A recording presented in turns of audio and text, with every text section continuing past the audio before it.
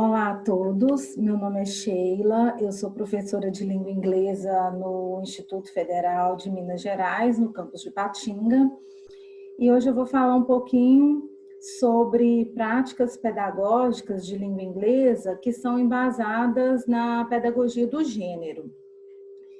Então, o título da minha apresentação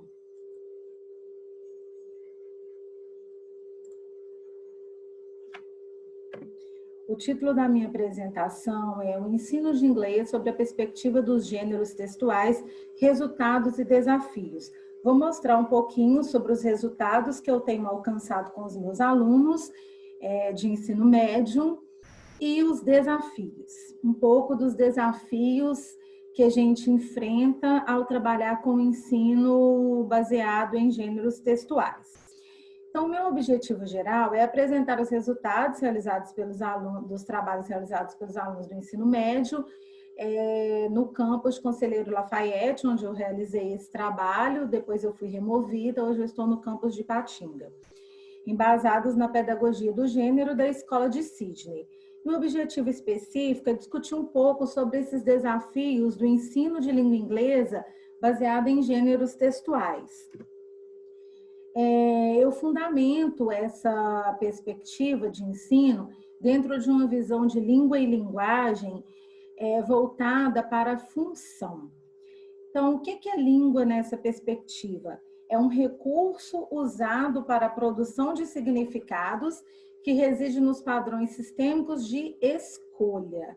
Produzir um texto, produzir um gênero, ele passa pelos padrões de escolha e se apoia na noção de função. Halliday e Hassan, eles entendem função como sinônimo de uso. Então, o que seria esse ensino, essa língua e essa linguagem dentro dessa perspectiva? É o uso da língua em práticas sociais. Aprende-se uma língua para fazer uso dela em práticas sociais, e não somente para responder uma prova ou resolver questões de completar. A gente vem falando muito sobre isso. A língua é um sistema semiótico dentro de outros sistemas semióticos de significados, que ao serem vistos de forma intercalada, constituem a cultura humana. Eu tento levar essa perspectiva de língua para a sala de aula, mostrar para os alunos que aprender uma língua, que produzir uma língua, que ler em uma língua estrangeira ou até mesmo na língua materna, é saber ler e produzir outros recursos semióticos, outros sistemas semióticos, não somente a língua, o código verbal.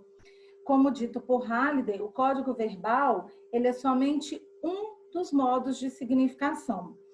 E como sistema sociossemiótico, a língua e a linguagem são meios pelos quais o homem constrói sua experiência e os significados são estabelecidos. Então, é por meio da língua e da linguagem que produzimos significados. Halliday e Hassan, eles afirmam que o entendimento sobre a língua e a linguagem recai sobre o estudo do texto. Então, a língua, ela se manifesta, a língua e a linguagem, ela se manifestam nas práticas sociais por meio dos textos.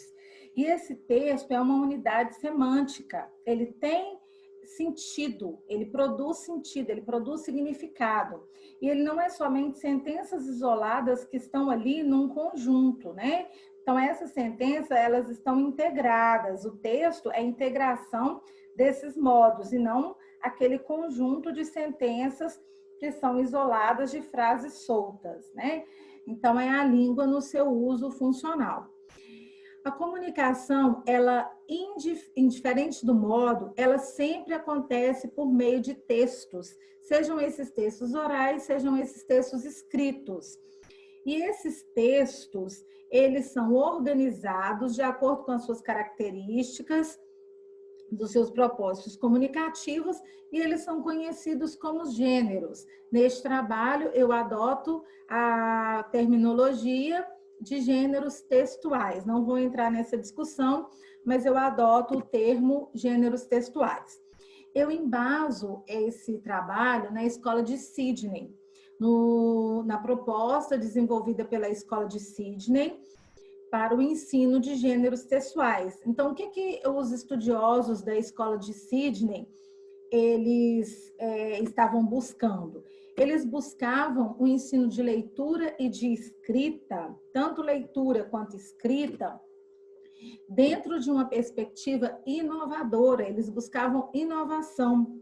Estavam incomodados com aquela visão, né, de ensino focado ali no estruturalismo.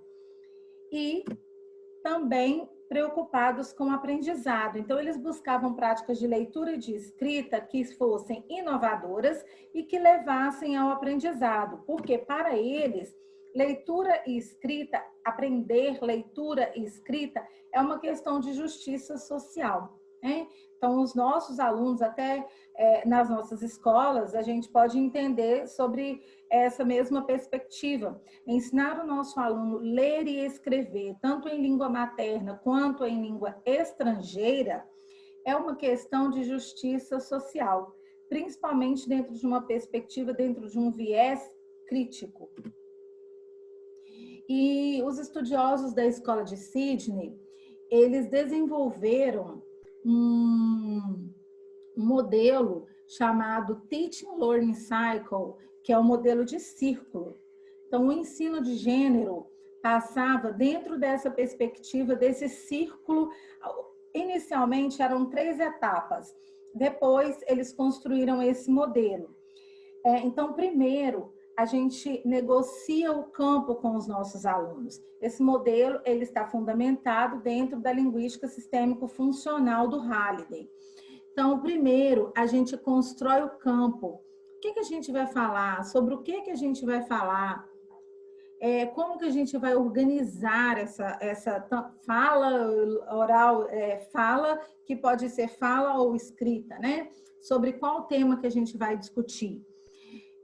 Depois a gente desconstrói esse texto.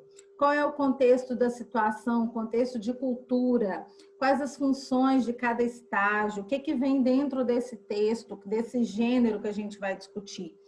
Depois a gente passa para a construção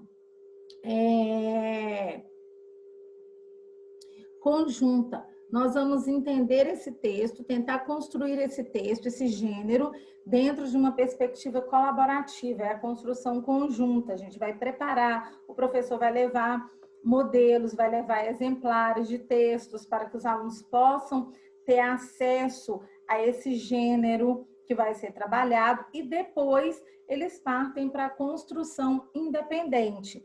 É importante o professor estar ali a todo momento auxiliando esse aluno nessa construção, fazendo revisões e corrigindo esses rascunhos para que o aluno consiga atingir a proposta.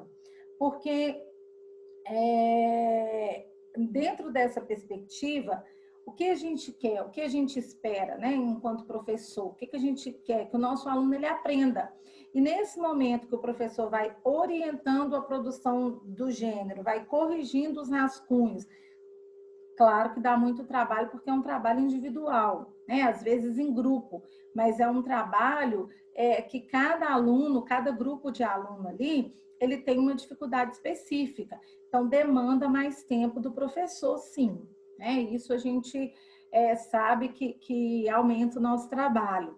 Mas é gratificante depois, quando a gente vê as produções textuais e os alunos perceberem que eles conseguem produzir textos orais escritos em língua estrangeira e que eles conseguem comunicar por meio desses textos. E dentro dessa perspectiva, eu adoto a definição de gênero do Martin de Rose, que dizem o seguinte: os gêneros, eles são diferentes tipos de textos que são organizados em diversos contextos sociais, sendo um processo social orientado e organizado em estágios. Ou seja, em termos funcionais, o que significa? Os gêneros, eles têm uma configuração de significado e essa configuração permite que esse gênero ele circule em uma dada cultura. Então, cada gênero textual ele possui uma configuração. Não que essa configuração seja estática, todo gênero tem que ser assim. A gente sabe, todo bilhete tem que ser assim, mas a gente sabe que existem elementos que precisam ocorrer dentro de determinados gêneros. Por exemplo, um convite. Quais são os elementos que eu preciso de ter dentro de um convite? Uma carta, o tipo de carta. Então, cada gênero, ele possui uma configuração de significados. E aqui eu selecionei algumas atividades para trazer para vocês, como eu coloquei no resumo. Eu selecionei 3 gêneros textuais, que foi o provérbio, o mapa mental e o fact file, né? São atividades do livro didático, algumas delas, e outras eu fui adaptando. Então, a primeira atividade que eu trouxe, que são os proverbs, eu trabalhei com os alunos, foi logo quando eu entrei nessa instituição, eu pensei, como que eu posso quebrar, né, quebrar esse gelo aí de estar mudando de professor, o que eu posso fazer para que eu possa criar uma afetividade com os alunos, não de forma muito conteudista, e que eu possa levar uma atividade lúdica. E aí eu tive a ideia de trabalhar os provérbios com os alunos, porque é um gênero que, do meu entendimento, é um gênero fácil de ser trabalhado e que me deu essa oportunidade de fazer um trabalho lúdico. Então, eu expliquei para eles o que são provérbios, levei alguns exemplos de provérbios em inglês, e aí nós fizemos vários jogos para trabalhar esse provérbio, para construir esse campo, as relações, o modo. Então, a gente trabalhou várias atividades.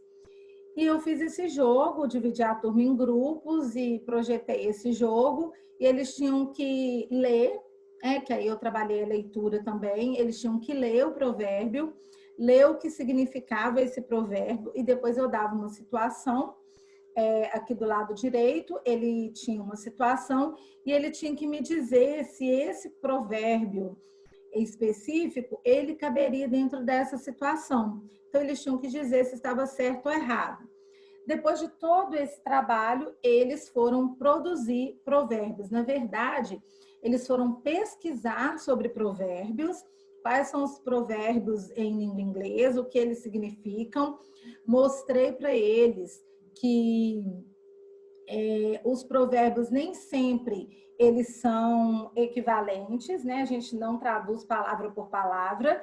Tem provérbios que eles são diferentes, eles significam a mesma coisa, mas é diferente em língua inglesa para a língua portuguesa, porque foi uma tendência, claro, de os alunos pegarem o provérbio em português, jogar no Google e entregar esse provérbio. Então, eu tive que trabalhar com os alunos uma forma da gente buscar os provérbios equivalentes em língua portuguesa, né? O de língua portuguesa equivalente em língua estrangeira, no caso aqui o inglês. E aí foi um trabalho, foi um processo, e eu consegui esses resultados. Os alunos, eles tinham que produzir um texto multimodal, né? Eu trabalho muito o modo espacial, a questão de outros modos de significação, mostrando para eles que a língua é somente um dos modos de significação. E aí eles tinham que produzir um texto colocando o provérbio e depois eles tinham que colocar uma situação, quando é que esse provérbio ele é dito, e colocar uma situação para ilustrar. Então, aqui eu tenho 2 provérbios por coincidência, né? É o mesmo provérbio, e eles colocaram o que significa esse provérbio e deram alguns exemplos. Então, foi todo um processo, depois eu divulguei, eu coloquei esses provérbios pela escola, o trabalho dos alunos, na janela da escola, para que eles pudessem perceber que eles estavam comunicando significados ali, que eles estavam, o texto deles estava produzindo significados. Depois, essa atividade é o Fact File, Animal Fact File, foi uma atividade do livro didático. a gente trabalhou uma unidade do livro didático, aquele livro Way to Go, e os alunos, lá tinha uma proposta que os alunos tinham que produzir um fact file, escolher um animal e produzir um fact file.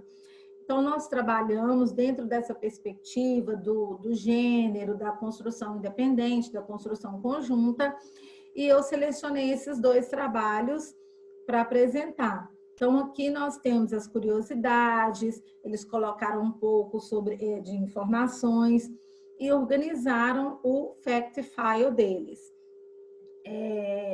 Colocaram aqui os recursos multimodais, né, os diversos recursos semióticos. Então, a gente vê que está um texto visualmente agradável e está um texto que produz, que comunica significados. Mas foi resultado de todo um processo. Por fim, eu trouxe aqui o Mind Map. Eu trouxe 2 exemplos de Mind Map, que eu tenho usado muito mapa mental para os alunos trabalharem gramática. Para trabalhar gramática, é uma forma de forçá-los a estudar e trabalhar leitura em compreensão textual. Então, eu trouxe esse, foram vários modelos, mas eu selecionei este. Eles tinham que fazer era uma revisão, o livro 3. E aí eu fui fazer, antes da gente iniciar os tópicos gramaticais do livro, eu fiz uma revisão com eles de todos os tempos verbais. E aí mostrei, levei exemplos de mapas mentais, e eles tinham que produzir um mapa mental que condensasse os tempos verbais neste mapa mental. Eles tinham que tomar cuidado com o recurso, com o modo espacial, organizar esse mapa mental dentro da página.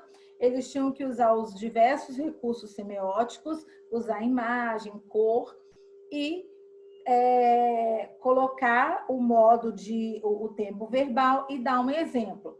Então, a gente viu aqui que eles colocaram, né, os tempos verbais e exemplificaram esses tempos verbais. Por fim, eu trouxe um mind map que eu tenho trabalhado com os alunos sobre compreensão textual.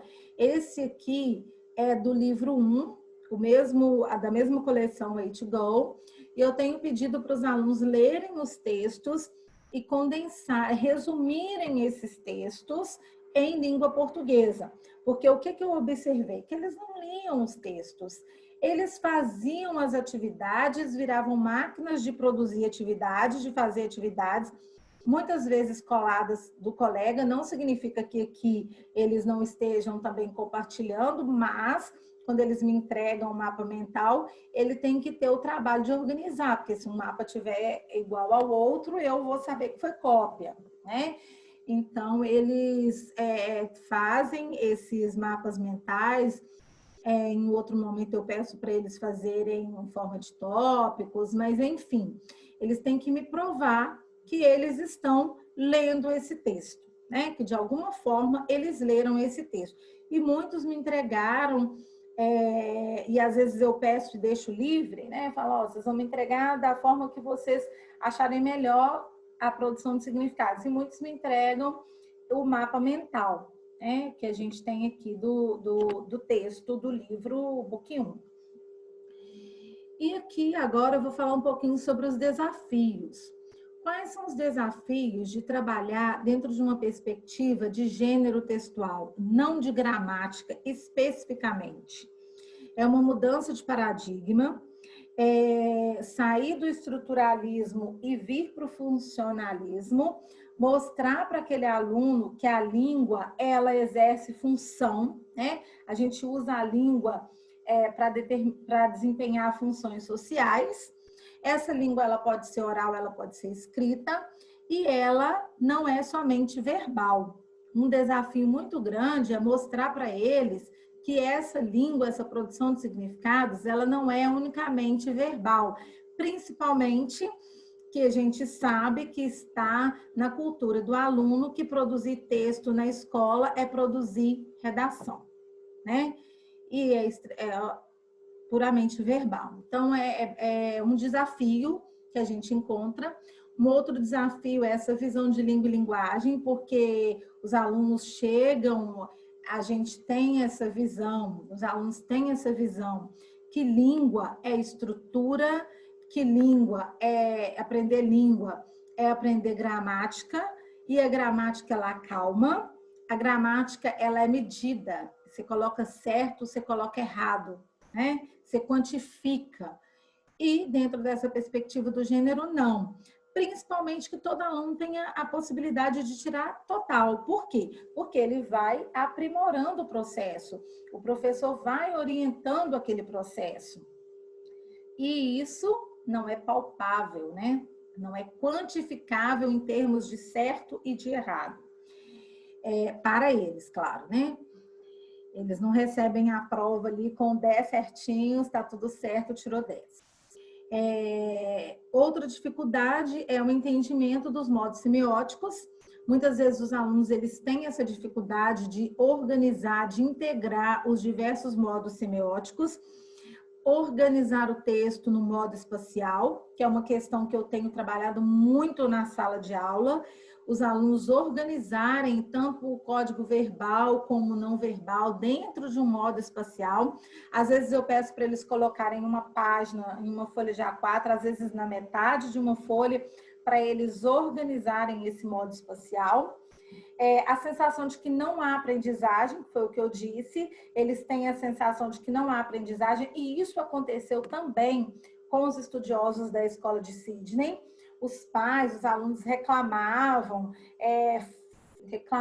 com os professores que trabalhavam dentro dessa perspectiva do gênero, que os alunos não estavam aprendendo e que eles não estavam usando ali o livro, que não tinha palpável. Então, o aluno produzir um texto, comunicar, tanto oral quanto escrito, não é aprendizagem, né? Então, é uma coisa para a gente pensar aí. E a construção do gênero e as características. Muitas vezes, a gente pede para um aluno produzir um fact file e ele produz um outro gênero. Aconteceu na minha tese. Eu pedi para um aluno produzir um infográfico e eles produziram uma capa de jornal. E aí você tem que ir trabalhando com eles essas características, que para a gente, muitas vezes, é o óbvio, né? Em determinados contextos, isso funciona melhor que em outros. Como eu já fui aí mudando de instituição, eu já percebi muito isso, que em determinados contextos, algumas atividades funcionam melhores que as outras, mas né, a gente precisa de ir conhecendo o nosso contexto. Não significa que a dificuldade que eu tive aqui, eu vou ter aplicando essa mesma atividade com outros alunos, ou turma, ou no ano seguinte. E, por fim, as minhas considerações finais, eu deixo aqui talvez um desafio, né? Para a gente ter persistência, é preciso persistência, tanto de professores quanto de alunos. Os alunos reclamam muito a princípio, principalmente alunos do primeiro ano, eles reclamam muito, vão na coordenação, reclamam que eles não estão aprendendo, que ensinar leitura de imagem, que ensinar produção de texto dentro desses outros modos semióticos não é aprender inglês. De certa forma, eles têm razão, né? Mas isso é uma outra questão que eu não vou discutir agora. É importante a gente estabelecer esse clima de confiança e de afetividade, porque eu penso que quando tem afetividade entre professor e aluno, as coisas, as atividades, as práticas pedagógicas, elas funcionam melhores e a aprendizagem, por consequência, ela é mais efetiva, né? Quantas vezes eu recebo trabalho assim, professora, eu fiz, não está muito bom não, mas eu fiz só para não te deixar no vácuo. Né? Então, assim, eu acho isso muito engraçado, eles colocarem isso. Professora, eu fiz por causa da sua empolgação, porque eu deixo eles perceberem que eles são capazes, né? É importante que eles percebam que eles conseguem. Depois eu tenho aqui o melhor entendimento sobre os diversos gêneros e suas características. A partir do momento que a gente trabalha sobre essa perspectiva, os alunos começam a perceber que os gêneros eles são diferentes e possuem características próprias. O infográfico não é uma capa de jornal, né? Esse progresso, há um progresso na qualidade dos trabalhos. O aluno produz um trabalho aqui, depois de orientações, ele consegue chegar aqui, né? E no decorrer do ano, no decorrer dos anos, primeiro, segundo e terceiro ano, ele chega no terceiro ano muito mais preparado, e é muito comum que ele diga, professora, eu aprendi, esses conhecimentos que eu aprendi, eu vou levar para a vida. Eu ouvi muito isso na minha tese de doutorado, os alunos falando, professora, reclamaram, tá? No início, foram na direção, fizeram a confusão toda, mas no final, eles perceberam, professor, esses conhecimentos eu vou levar para a vida, eu já estou usando fora da escola, ou eu já estou usando em outras disciplinas, né? E a gente percebe que os alunos, essa turma com a qual eu desenvolvi a pesquisa, eles produziam trabalhos bem mais preocupados com essa questão do visual também, da inserção de outros modos, e com isso a gente tem aqui uma superação, né? Eles pensam que não são capazes, mas depois eles veem que eles conseguem e que há aí a superação. Então, esse é um pouco, né, um pouco da minha fala com relação ao ensino de gênero, que é uma proposta que eu defendo muito. Eu não consigo pensar no ensino de uma língua inglesa, de uma língua portuguesa, que não seja por meio dos gêneros textuais, que seja por meio da gramática única e exclusivamente, embora a gente saiba que é muito mais fácil, né? Principalmente quando tem uma resposta única. O trabalho com gênero é desgastante para o professor, porque são muitas correções, são muitas atividades, são muitas. A demanda para correção e para as explicações, elas são muitas. Mas é gratificante a gente poder ver o trabalho desses alunos, a gente poder ver eles conseguindo produzir textos, produzir gêneros, tanto orais quanto escritos. Esse é o meu recado, é um pouquinho do que eu tenho para falar para vocês hoje. Eu agradeço a todos que participaram dessa apresentação. Muito obrigada.